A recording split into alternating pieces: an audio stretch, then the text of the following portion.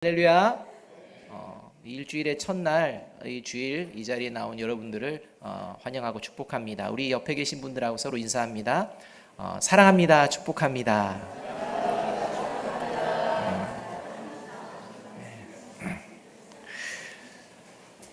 부흥이라는 단어요. 이거 너무나 좋아하는 단어죠. 그리스도인들은 특별히 이 부흥이라는 단어를 너무 좋아합니다. 기도할 때나 말할 때나 언제나 부흥을 이제 이렇게 부르짖고 부흥을 사모하는데요. 성경에서는 그렇게 우리 그리스도인들이 좋아하는 부흥이라는 이 단어가 딱 한 번 등장합니다. 오늘 우리가 읽은 이 하박국서 3장 2절 여기에 부흥하게 하옵소서 할 때 이 부흥이라는 이 번역된 용어가 단 한 번 등장하고 있는 것입니다. 그리스도인들이요, 이 부흥하고 생각하며 부흥을 위하여 기도하고 부흥을 위하여 노력할 때 이 부흥에 대해서 오해가 있어서는 안 됩니다. 부흥이라는 것이 교회의 성도들의 수가 많아지고 교회가 이제 규모가 좀 커지고 뭔가 사회적으로 이제 알아주는 영향력이 있는 그런 것이 교회의 부흥이라고 우리가 흔히 쉽게 생각하는데 그것이 본질이 아닙니다. 교회를 다니다 보면 이렇게 회사 생활도 마찬가지입니다. 좋은 회사, 예를 들면 규모가 좀 큰 회사를 다니는 사람들은 이렇게 옷에다가 회사 마크를 이렇게 달고 이렇게 이제 자랑스럽게 좀 다니는데, 교회에서도 그런 분들이 있습니다. 교회 로고를 이렇게 만들어서 이렇게 제작해가지고 나 어디 교회 다니는데 이렇게 자랑하고 싶어 하시는 이러한 분들도 있습니다. 나쁜 것은 아니지만 과연 무엇을 자랑하고 있는지를 살펴보아야 한다는 것입니다. 부흥. 저희들이 오해되고 있는 부흥이 있다면 오늘 우리가 자주 사용하는 이 부흥이라는 말이 성경에서 정확하게 어떤 의미로 말씀하고 있는지를 우리가 바르게 깨달아서 이 부흥과 관련되어 우리가 다시는 오해 없는 이러한 모습으로 살아내는 저와 여러분이 되어지기를 간절히 바랍니다. 부흥을 이야기하고 부흥을 고대할 때 우리가 이 성경적인 부흥을 이야기하며 그것들을 소망해야 합니다. 오늘 본문 2절에 언급되어지는 부흥하게 하옵소서에서의 부흥이라는 용어, 이 용어는요, 살아있다라는 의미를 담고 있는 용어입니다. 이 용어는 성경에서 여기만 쓰여진 게 아닙니다. 자주 쓰여졌습니다. 구약에서 이 용어를 찾으면요, 흔하게 사용되어집니다.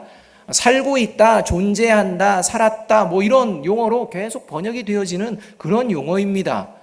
특별하게 오늘 여기서 부흥이라고 기록될 필요가 없습니다. 그냥 살게 하여 주옵소서 이런 정도로 번역해도 됩니다. 그런데 번역을 할 때요, 이것을 굳이 부흥이라는 용어를 가지고 왜 번역했느냐? 이 하박국에서 이야기하는 이 살게 하여 주옵소서라는 이 외침이요, 진정한 부흥의 의미를 담고 있기 때문입니다. 그래서 이 하박국서를 통하여서 우리가 진정한 부흥이 뭔지, 진정한 살아있음이 뭔지 이것을 우리가 깨닫게 되어진다는 것입니다. 성경에서 오늘 말하는 이 부흥이라는 말은 좀 쉽게 이야기하면요, 생기가 돋는 것을 이야기합니다. 생명력이 넘치는 것을 이야기합니다. 그러니까 막 삶의 의욕이 넘치는 것을 이야기합니다. 뭔가 어렵고 힘겨운 그 자리에서 다시 회복하는 이 회복력이 넘쳐나는 것을 이야기하는 것이 부흥입니다. 여러분은 어느 때에 좀 생기가 없다가 생기가 막 생겨납니까? 어떤 사람은요, 돈을 보면 막 생기가 일어납니다. 직장인들 보면요, 가장 기다리는 날이 어느 날이다? 월급날이라는 거예요. 그렇게 힘들다가도 월급날만 가까이 오면 왠지 이렇게 막 뿌듯해지고 뭔가 이게 힘이 나고, 연예인들 보면요, 통장에 입금이 되면 이제 뭔가 본격적으로 뭔가를 합니다. 무슨 말입니까? 이제 내가 의욕적으로 할 수 있구나 라는 환경이 조성이 되어졌다는 거죠. 그래서 내가 생기가 없는 상황에서 생기를 막 일으키게 하는 이것을 이야기하는 것입니다. 누군가는 돈이 될 수가 있습니다. 누군가는요, 자녀가 공부 잘할 때 생기가 막 발랄하신 분들, 부모님들이 계십니다. 또 누구는요, 맛있는 음식만 보면 생기가 돋는 분들도 있습니다. 또 여행을 하기만 하면 다시 의욕이 넘치는 이런 분들도 있습니다. 또 이렇게 가족을 보면 또 이렇게 의욕을 다시 한번 피우는 이러한 분들도 있습니다. 그 중에 어떤 분들은 술과 담배를 이렇게 마주하면서 이렇게 또 이렇게 생기가 돋는 분들도 있습니다. 예배를 드리면서 생기가 돋는 분이 있습니다. 예배를 마치고 딱 끝나는 순간 생기가 돋는 분도 있습니다. 다양합니다. 왜 그렇게 생기가 돋는지, 그 생기가 무엇 때문인지, 그것이 나에게 정말 생기를 준다면 그것이 무엇인지 이제 돌아보자는 것입니다. 그리스도인은 무엇으로 삶의 의욕과 이 생명력이 되살아나는지 보자는 것입니다. 여러분, 그리스도인이 진정 경험하고 누리는 부흥이라는 것, 이 생기가 넘치는 생명력이 시작되어지는 것, 그것이 무엇인지 하박국 선지자가요 아주 분명하게 말씀하고 있는 것입니다. 특히 하박국의 분위기는요 진노 가운데에 있는 분위기입니다.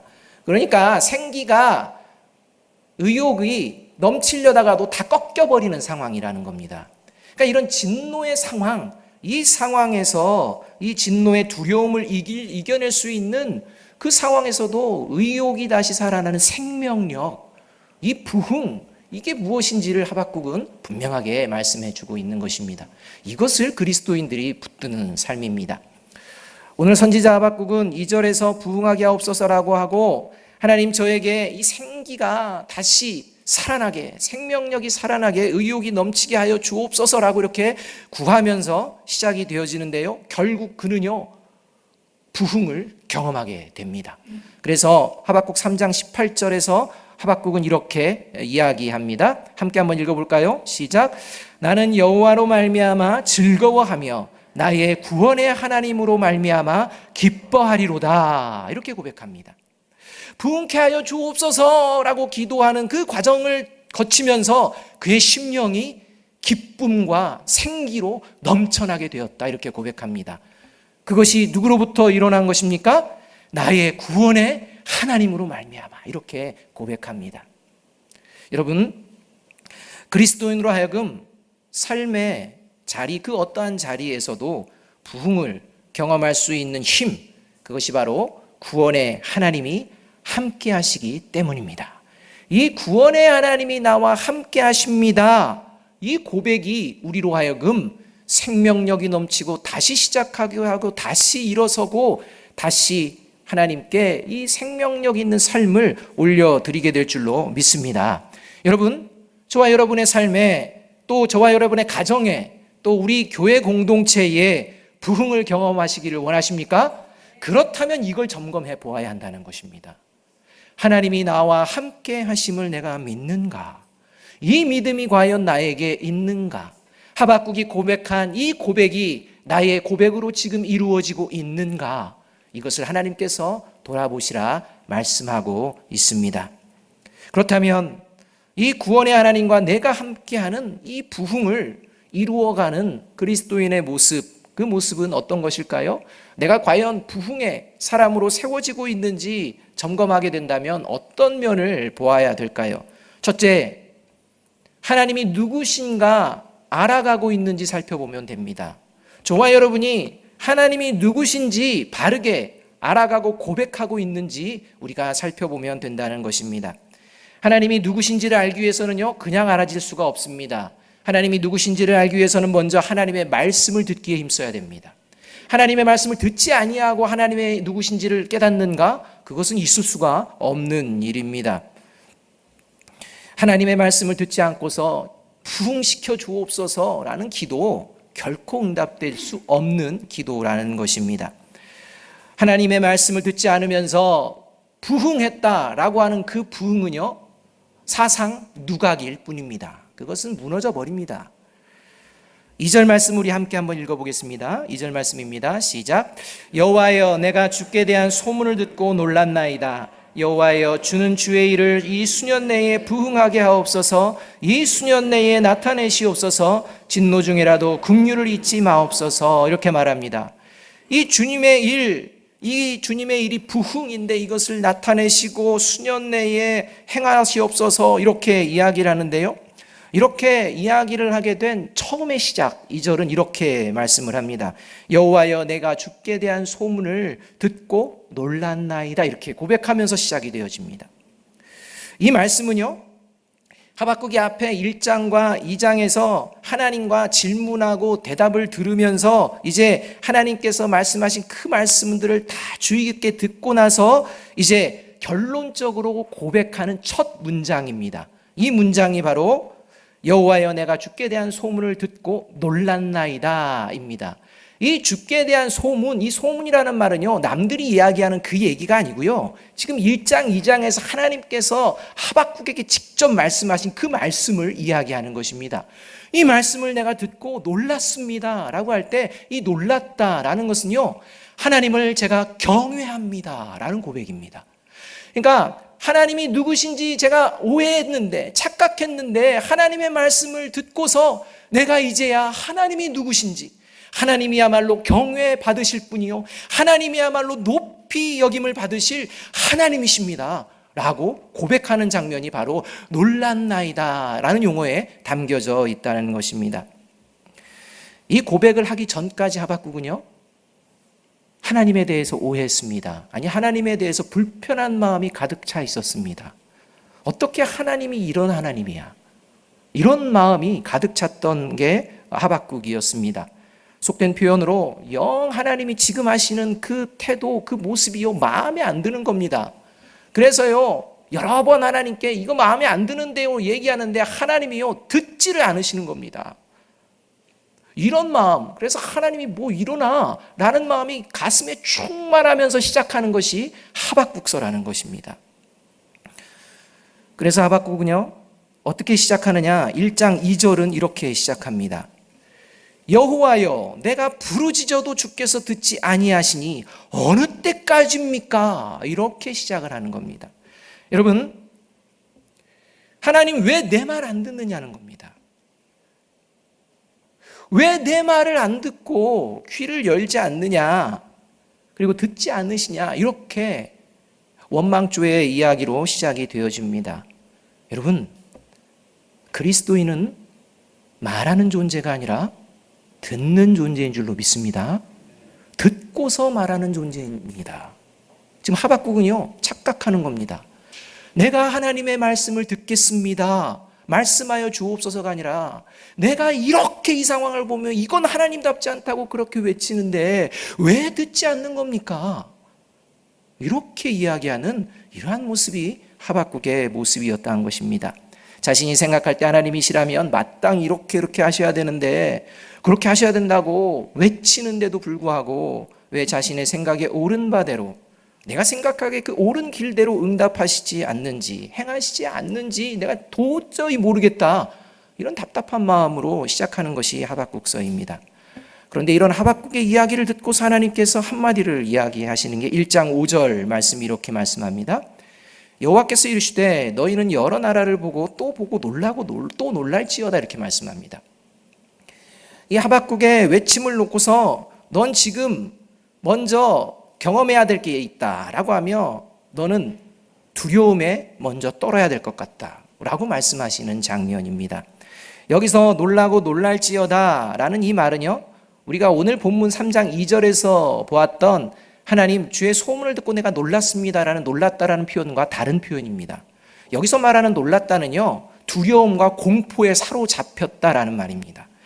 그러니까 지금요 이 하박국은 자기는 하나님께서 이렇게 하셔야 된다고 생각하는데 하나님의 말씀이 시작되면서요 어떤 마음을 이제 갖게 되느냐, 두렵고 떨리는 공포감에 사로잡히게 된다는 것입니다. 이 하나님의 엄중하신 말씀이 계속 선포가 되니까 이 하박국이요 그 심령이요 거의 쪼그라드는, 이제는 막 그 공포에 발발 떠는 이런 모습까지도 경험하게 되어집니다. 하나님의 말씀을 듣지 않고 도대체가 하나님이 왜 내 말을 듣지 않느냐고, 하나님이 누구신지 잊고서 살아가던 그런 범죄한 이스라엘이 바벨론으로부터 겪게 될 공포, 이 공포, 지금 하박국이 잘못되게 부르짖는 이러한 죄악 가운데에 벌어질 공포, 이 공포가 무엇인지 경험하게 하시는 이 하나님의 말씀이라는 것입니다. 이 말씀을 들으면서 하박국이 처음 경험하는 게 이 두려움입니다. 큰 공포였습니다. 얼만큼 큰 공포였냐? 하박국 3장 16절은 이렇게 고백합니다. 내가 들었으므로 내 창자가 흔들렸고 그 목소리로 말미암아 내 입술이 떨렸도다. 무리가 우리를 치러 올라오는 환난 날을 내가 기다림으로 썩이는 것이 내 뼈에 들어왔으며 내 몸은 내 초에서에서 떨리는도다. 그러니까 하나님이 말씀하실 때 하박국이요 담대하게 하나님께 나아가던 모습은 사라지고요, 이제는요 공포에 사로잡혀서 그 심령이 떨리는, 이제 환난 가운데 내가 어떠한 처지에 있어야 될지 그 현실을 보게 되어졌다는 것입니다.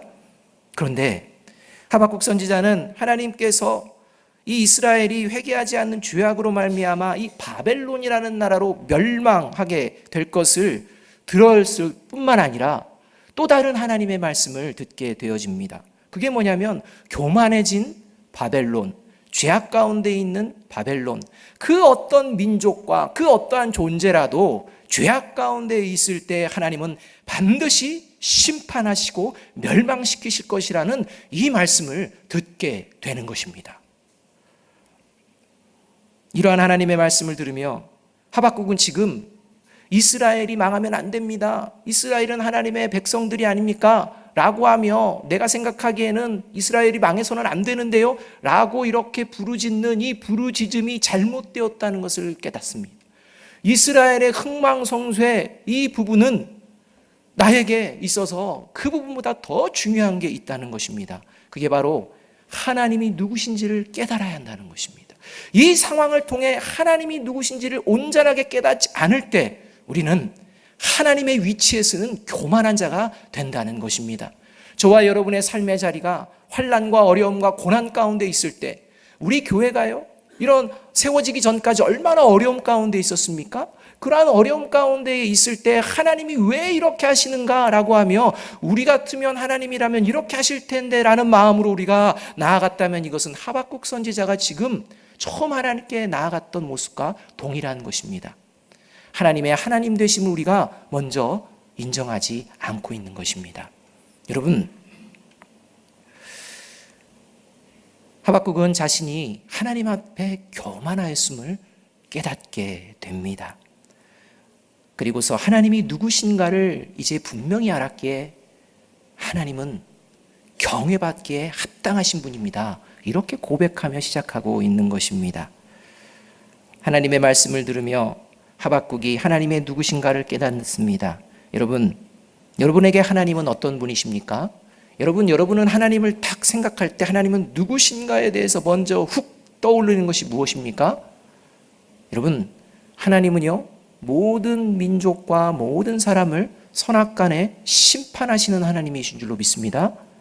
여러분, 이것을 기억하십시오. 하나님은요 심판자이시라는 것입니다. 그 누구도 하나님 대신하여 심판할 수 없다는 것입니다. 모든 상황은 하나님의 섭리 가운데에 진행되어지고 있다는 것입니다. 이것을 우리가 놓쳐서는 안 됩니다. 왜 이러하냐고, 왜 하나님이라면 이러하냐고 라는 마음, 그것은 교만한 마음이 될 수 있다라고 오늘 말씀해 주고 있는 것입니다. 이렇게 하나님은 선악간에 반드시 심판하시는 분이심을 이제 하박국이 깨닫고 자신이 그러한 위치에서 지금 시작되었음을 깨닫고 또 하나를 이제 경험하게 됩니다. 그게 뭐냐? 누구도 피할 수 없는 하나님의 심판, 그 심판에서 구원을 이루시는 분도 하나님이신 줄로 믿습니다. 이 믿음이 하박국에게 생겨난 것입니다. 이것을 하박국이 깨닫고 이것을 믿는 자가 의인이요 이 믿음으로 살아내는 자를 하나님께서는 구원하시리라는 이 말씀을 붙들면서부터 그는 하나님에게 가졌던 불편한 마음, 하나님에게 가졌던 오해되어졌던 마음, 자신이 하나님이 되려고 했던 잘못된 마음을 깨닫고 회개하며 고백하는 것이 내가 하나님을 경외합니다. 하나님의 모든 일이 옳으십니다. 라는 마음을 담고서 고백하는 것이 여호와여 내가 주께 대한 소문을 듣고 놀랐나이다 라는 이 고백입니다. 그리고 이 고백처럼 3장 17절 18절에서 비록 이렇게 힘겨운 상황 가운데 무화과나무, 감람나무, 또 포도나무에서 아무런 열매나 내가 원하는 것들을 얻지 못할지라도, 내가 가지고 있던 모든 양과 소와 같은 소유가 없을지라도 난 나의 구원의 하나님으로 말미암아 기뻐하겠습니다 라는 고백을 하게 되는 것을 우리가 볼 수가 있습니다. 하나님의 말씀을 들으며 하나님이 누구신지 바르게 깨닫는 순간부터 부흥은 시작되어집니다. 저와 여러분, 심판 가운데에 있을 수밖에 없는 존재였음을 바라보기를 바랍니다. 그리고 동시에 바라보아야 합니다. 그러한 심판 가운데에 처할 수 없는 나를 위하여서 하나님의 사랑을 보여주신 십자가를 바라보는 저와 여러분이 되어야 할 줄로 믿습니다. 이렇게 십자가를 바라볼 때 하나님은 저와 여러분에게 구원의 하나님으로 함께 하심을 믿게 될 줄로 믿습니다. 여러분, 지금 여러분의 삶의 자리에서 하나님은 진노의 하나님이십니까? 구원의 하나님이십니까? 나는 그래도 내 환경이 지금 하나님이 진노하시는 것 같아, 이렇게 생각하십니까? 아닙니다. 그 진노 중이라도 하나님의 긍휼이 저와 여러분에게 있는 줄로 믿습니다. 이 믿음을 회복할 때 부흥이 일어납니다. 말씀을 들으며 구원의 하나님께서 나와 지금 함께 하심을 볼 때 저와 여러분의 삶의 자리는 다시 생명력이 넘쳐나게 될 줄로 믿습니다. 이것이 부흥입니다. 두 번째로요, 구원의 하나님과 내가 함께하는 부흥을 이루어가는 모습은 뭐냐? 하나님께 바르게 기도하는 것입니다. 여러분, 우리의 기도를 살펴보아야 한다는 것입니다. 1절 말씀을 함께 한번 읽어보겠습니다. 시작. 시기 온 옷에 맞춘 선지자 하박국의 기도라, 이렇게 얘기합니다. 지금 마지막 3장 이 고백들이요, 하박국의 기도라 이렇게 얘기합니다. 여러분, 이미 하박국은요 기도로부터 시작했습니다. 그런데 처음 시도한 그 기도는 잘못된 기도였다 이렇게 선언하고, 이제 3장에서 온전한 기도가 회복되어지는 것을 우리가 볼 수가 있습니다. 상황을 보며 그렇게 행동해도 자연스러울 수 있는, 왜 하나님이라면 이러십니까? 제가 생각하기엔 이게 아니죠 라고 생각할 수 있는 그런 상황 가운데에 그 불평하고 그 마음 가운데 억눌렸고 또 때로는 공포감마저 몰려드는 그러한 상황 가운데에 이제 앞으로 닥칠 이 공포가 분명히 보여지는 이 상황 가운데에서 이 하박국은 어떻게 기도했느냐? 낙심하고 힘겹고 슬픈 마음으로 기도했느냐? 그것이 아니라는 것입니다. 그것을 나타내는 것이 시기 온 옷에 맞춘이라는 것입니다. 이 시기 온 옷에 맞췄다라는 것은요, 노래로 하나님께 올려드렸다 이렇게 이야기하는 것입니다. 이 노래로 하나님께 올려드리는데 어떤 분위기였느냐? 시기 온 옷에 맞췄다 이렇게 말합니다. 이 시기 온 옷이라는 것은요, 이 장단을 말하는데요, 어떤 의미냐? 열광적인 이런 말입니다. 열정적인 이런 말입니다. 그러니까 다시 말하면 빠르고 신나는 템포와 같은 이런 모습의 것을 이야기하는 것이 시기온옷입니다. 여러분, 현실의 상황은 그러하지 못합니다. 나라가 멸망할 것입니다. 분명히 멸망할 것입니다. 앞으로의 현실은 하나님의 진노가 불같이 임할 것입니다. 그래서 자신의 뼈가 정말 썩어지는 것 같은 이런 고통을 지금 느끼고 있습니다. 그러한 것을 생각하며 노래를 한다면 어떻게 빠른 템포로 힘을 다하여 열정적으로 노래할 수가 있겠습니까? 축 처진 노래밖에는 나오지 않지 않습니까? 그런데 하박국의 기도는요, 그런 기도가 아니었다는 것입니다. 오히려 그러한 자리에서도 더 의욕과 더 힘과 더 능력이 나타나는, 더 생명력이 넘치는 그런 기도의 모습이었다라고 표현하는 것이 바로 시기 온 옷에 맞춘이라는 말씀입니다. 어떻게 이것이 가능한 것입니까? 그것은 바로 하나님은 하나님을 믿는 자들과 반드시 함께 하시며 반드시 구원하시는 분이심을 믿습니다 라는 그 믿음이요, 그에게 고백되어졌기 때문입니다. 머리로만의 고백이 아닙니다. 그래서 이사야서 40장 31절은요 이렇게 이야기합니다. 오직 여호와를 앙망하는 자는 새 힘을 얻으리니 독수리가 날개치며 올라감 같을 것이요 다른 박질하여도 곤비하지 아니하겠고 걸어가도 피곤하지 아니하리로다. 우리가 살아가는 인생 가운데에 때로는요 곤비하고 피곤하고 넘어지고 더 이상 달려갈 수 없는 상황들이 경험되어질 수 있다는 것입니다. 그러나 여호와를 앙망하는 자는 새로운 힘을, 새로운 생기를 얻게 될 줄로 믿습니다 라는 것이 바로 이 이사야 40장 31절의 말씀입니다. 이사야서도 마찬가지입니다. 북이스라엘과 남유다의 멸망을 이야기하는 것이 이사야서입니다. 그러나 그러한 현실의 상황 가운데에도 하나님의 살아계심과 하나님이 나와 함께 하심을 믿는, 그리고 고백해내는 순간 그의 삶의 자리는 변하게 될 줄로 믿습니다. 이것을 고백하는 것입니다. 우리를 그 어떤 상황에서도 다시 부흥케 하시는 하나님께 믿음으로 구하는 저와 여러분이 되기를 주님의 이름으로 축복합니다. 그리할 때 진정한 부흥을 경험하게 됩니다. 세 번째로, 구원의 하나님과 내가 함께하는 부흥을 이루어가는 모습은 뭐냐? 하나님의 말씀은 반드시 이루어진다는 것을 믿는 것입니다. 여러분, 살아계신 하나님의 말씀을 믿습니까? 3절 4절 말씀을 함께 보겠습니다. 3절 4절입니다. 같이 한번 읽어봅니다. 시작. 하나님이 대만에서부터 오시며 거룩한 자가 바란산에서부터 오시는도다. 셀라. 그의 영광이 하늘에 덮었고 그의 찬송이 세계에 가득하도다. 그의 광명이 햇빛 같고 광선이 그의 손에서 나오니 그의 권능이 그 속에 감추어졌도다. 이렇게 고백합니다. 하나님의 권능이 감추어졌도다. 이렇게 얘기합니다. 진노 가운데에 하나님의 놀라운 권능과 역사가 감추어 있는 것을 봅니다 라고 고백하는 것입니다. 저와 여러분의 삶의 자리, 내가 생각하지 못한 자리일지라도 그 자리에 하나님의 권능의 손이 함께 하시는 줄로 믿습니다. 이것을 지금 고백하는 것입니다. 이것을 고백하는데, 이 고백할 수 있었던 게 뭐냐? 하나님의 말씀을 기억하면서, 하나님이 역사하신 사건을 기억하면서 고백하는 것입니다. 그 사건이 바로 3절에서 하나님께서 대만에서부터 바란산에서부터 오신다라는 고백에 담겨져 있습니다. 이 대만에서부터 바란산에서부터 오신다, 이것은요 출애굽해서 광야를 거쳐 가나안 땅까지 들어가는 여정을 축약해서 이야기하는 것입니다.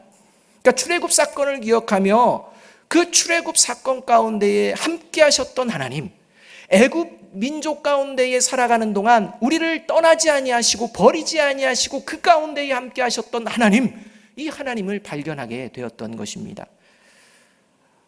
그래서 이어지는 4절은 출애굽 사건은 노예 생활에서는 결코 벗어날 수 없을 것만 같았던 그 애굽 생활, 삶의 의욕, 생기라고는 찾아볼래야 할 수 없는 그냥 고통스러운 나날이 계속되어졌던 그 애굽의 때에 어느 날 광명의 햇빛과 생명력을 불어넣는 치료하는 광선의 비추임을 받게 되었던 그 출애굽, 그리고 광야의 여정을 걸어냈던 그 놀라운 사건을 기억하며 고백하고 있는 것입니다. 그래서 이어지는 5절부터 15절까지는 출애굽에서 약속의 땅 가나안 땅에 이르는 과정 가운데에 하나님께서 죄악 가운데에 있는 자들을 심판하시고, 죄악 가운데에 있는 나라를 심판하시고, 또 하나님의 말씀에 순종하는 자들을 살리시고 먹이시고 재우시고 가나안 땅까지 이끄시는 하나님의 놀라운 권능의 역사를 고백하고 있습니다. 그런데 하박국 선지자는 이것을, 애굽에서 이스라엘 백성들을 구원하시고 약속하신 가나안 땅까지 이끄신 이 사건을 과거의 일이 아니라 오늘 내게 벌어지고 있는 일이라고 고백하고 있는 것입니다. 그래서 하나님께서 대만에서 바란산에서 오셨다가 아니라 대만에서 바란산에서 오신다라고 말씀하고 있는 것입니다. 하나님의 말씀은 반드시 이루어졌고, 하나님의 말씀은 지금도 이루어지고 있으며, 하나님의 말씀은 반드시 이루어질 것을 믿습니다. 이것이 오신다라는 표현에 담겨 있는 것입니다. 이 하나님의 살아계신 말씀, 반드시 이루시는 말씀을 여러분 믿습니까? 히브리서 3장 7절 8절은 이렇게 말씀합니다. 그러므로 성령이 이르신 바와 같이 오늘 너희가 그의 음성을 듣거든 광야에서 시험하던 날에 거역하던 것 같이 너희 마음을 완고하게 하지 말라, 이렇게 말합니다. 하나님의 말씀이 들려질 때에, 이 성령을 통해 하나님을 듣게 될 때에 하나님의 말씀을 거역하는 그런 완고한 마음이 되어서는 안 된다. 이것은 심판이다, 이렇게 말씀합니다. 여러분, 저와 여러분 마음이 강하지 않습니까? 하나님의 말씀을 안 들을 만큼 강하지 않습니까? 하나님의 말씀이 없어도 나는 살 수 있다라는 그런 강한 존재들이 아닙니까? 아닙니까? 여러분, 그리스도인은 하나님의 말씀을 읽으며 하나님의 말씀으로 살아가는 존재인 줄로 믿습니다. 네, 그렇습니다 라고 대답합니다. 하나님의 말씀을 읽고 계시지요? 왜 여기는 아멘이 적어둡니까? 그만큼 강합니다. 말로는 말씀 순종해야죠 하면요, 하지만 말씀 말고 이게 강하다는 겁니다. 없어도 강하다는 것입니다. 이게 완고입니다. 여러분, 하나님의 사람들은 하나님의 뜻대로 바르게 기도하는 사람인 줄로 믿습니다. 그렇게 기도하시죠? 근데 기도 안 하시는 분이 있습니다. 얼마나 강한지 모릅니다. 그러면서 하나님의 뜻을 안다는 것입니다. 여러분, 있을 수가 없습니다. 여러분, 우리가 좀 더 솔직해진다면 우리가 하나님의 말씀을 들으면서도 하나님의 말씀으로 살아가야 됨을 믿는다고 하면서도 때로는 우리 마음을 완고하게 가질 때가 많이 있습니다. 여러분, 왜 우리 마음이 그렇게 완고해질까요? 왜 말씀을 알면서도 말씀을 안 펴고 안 읽고 이렇게 될까요? 왜 우리가 하나님께서 기뻐하시는 기도를 해야 되는데 그냥 내가 원하는 기도, 처음 하박국이 기도했던 그런 기도와 같은 모습들을 계속 할까요? 하박국 3장 19절에서 그 이유를 말씀하고 계십니다. 하박국 3장 19절의 말씀 함께 한번 읽어보겠습니다. 시작. 주 여호와는 나의 힘이시라. 나의 발을 사슴과 같게 하사 나를 나의 높은 곳으로 다니게 하시리로다. 이 노래는 지휘하는 사람을 위하여 내 수금에 맞춘 것이니라. 여러분, 저와 여러분은 수금입니다. 저와 여러분이 부흥을 경험하고 하나님의 놀라운 역사를 경험하게 되는 그 길은 저와 여러분, 수금된 저와 여러분을 지휘자에게 맡겨야 합니다. 지휘자를 위하여 맞춰야 합니다. 그 지휘자가 누구십니까? 하나님이십니다. 하나님의 말씀입니다. 이 하나님께 우리가요, 맡기려고 하지 않는 것입니다. 이사야서 30장 20절에서 21절 여기를 보면 이 징계 가운데 있는 남유다를 향해서 기다리심과 하나님이 그래도 기다리시며 너희들을 반드시 회복하실 것이다라고 약속하며 너희들이 기억해야 될 게 있다라고 말씀하시는 게 나옵니다. 말씀은 이러합니다. 주께서 너희에게 환난의 떡과 고생의 물을 주시나, 삶의 자리에서 어려움 겪을 수 있다, 그런 자리 있을 수 있으나 하면서 이제 말씀합니다. 내 스승은 다시 숨기지 아니하시리니 내 눈이 내 스승을 볼 것이며 너희가 오른쪽으로 치우치든지 왼쪽으로 치우치든지 내 뒤에서 말소리가 내 귀에 들려 이르기를 이것이 바른 길이니 너희는 이리로 가라 할 것이며 라는 것입니다. 여러분, 저와 여러분이 여기로 가야 될지 저기로 가야 될지, 어떤 것이 정말 하나님의 역사를, 하나님께서 주시는 그 삶의 의욕을 가지고 살아내야 될지 고민하고 있을 때 저와 여러분에게 그 길을 가르쳐 주시는 스승이 계신 줄로 믿습니다. 그 스승이 누구십니까? 성령님이십니다. 그 성령님께서 저와 여러분의 심령 가운데에서 우리가 오른쪽으로 치우칠 때 왼쪽으로 치우칠 때 깨닫게 하셔서 이것이 바른 길이니 이 길로 나아가라 라고 말씀하시는 그 하나님의 음성이 저와 여러분의 삶의 자리에 언제나 있는 줄로 믿습니다. 여러분, 음을 정확하게 잘 찾지 못하는 사람, 잘 맞추지 못하는 사람을 뭐라고 합니까? 음치. 우리 찬양하시는 분들 중에 음치 하셔도 됩니다. 네. 음치입니다. 길을 잘 찾지 못하는 사람은 누구입니까? 길치. 제가 이제 대표적인 길치입니다. 그래서 신방 다닐 때요, 같이 이렇게 몇 번 다니시는데 그런 질문을 받습니다. 갔던 길을 어떻게 또 내비게이션을 키세요? 이런 얘기를 막 받습니다. 근데 불안해요. 불안해. 길치기 때문에요. 여긴지 저긴지 헷갈리니까. 여러분, 이렇게 어디로 가야 될지 모르고 헤매고 방황하는 이러한 길치, 이런 길치를 방향치라고도 합니다. 방향을 모르니까요. 낮은 울타리라는 책에서 방향치라는 시의 제목이 있습니다. 그 시는 이렇게 기록되어 있습니다. 나는 방향치입니다. 길을 걷다가도 조금이라도 모르면 사람을 잡고 묻기 시작합니다. 표지판이 있어도 약도가 있어도 사람에게 물어봐야 하는 나는 방향치입니다. 주님, 나는 방향치입니다. 인생을 살다가 조금이라도 힘들면 사람을 잡고 묻기 시작합니다. 이 길이 맞다는 주님의 약도를 손에 들고 있어도 삶이 고통스러우면 그 길이 아닌 것 같이 느껴지는 나는 방향치입니다. 그렇습니다, 여러분. 저와 여러분은 방향치입니다. 어디로 갈지 모르는 존재입니다. 그래서 이사야서 53장 6절에서는 우리는 다 양 같아서 각기 제 길로 그냥 잘못된 그릇된 길로 가는 존재다, 이렇게 고백하고 있는 것입니다.